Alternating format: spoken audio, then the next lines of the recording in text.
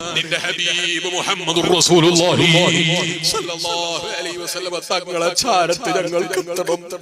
ആ സ്വർഗ്ഗത്തിൽ ഒരു 2 റക്അത്ത് നിസ്കരിക്കണം.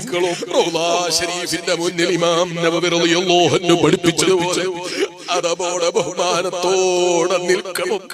എന്നിട്ട് ഞങ്ങൾക്ക് വിളിക്കണം, അസ്സലാത്തു വസ്സലാം അലൈക യാ റസൂലല്ലാഹ്. വിശ്വാസികളെ മനസ്സറിഞ്ഞ് വിളിച്ചു മഹാന്മാർ. വിളിച്ചപ്പോ നേരിൽ ഉത്തരം കിട്ടിപ്പോയി, വഅലൈക്കുമുസ്സലാം. ഏത് റൗളാ ശരീഫിന്റെ ഉള്ളിൽ നിന്ന് 1400 വർഷങ്ങൾക്ക് മുമ്പ് വഫാത്തായി പോയ അഷ്റഫുൽ ഖൽഖ് മുഹമ്മദുർ റസൂലുള്ളാഹി സ്വല്ലല്ലാഹു അലൈഹി വസല്ലം തങ്ങളുടെ റൗളാ ശരീഫിൽ നിന്ന് മറുപടി കിട്ടിപ്പോയി. ആർക്ക് കിട്ടിപ്പോയി?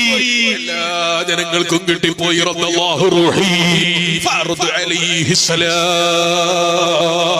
എന്നോട് സലാം പറയുന്ന, എന്നെ ഇഷ്ടപ്പെടുന്ന ആളുകളെ സലാം പറയുമ്പോ അവർക്ക് സലാം മടക്കാൻ എന്റെ റൂഹ് തിരിച്ചു തരൂന്ന് പറഞ്ഞത് ഞാനല്ല കേട്ടോ, അല്ലാഹുവിന്റെ റസൂൽ മുഹമ്മദുർ റസൂലുള്ളാഹി സ്വല്ലല്ലാഹു അലൈഹി വസല്ലം.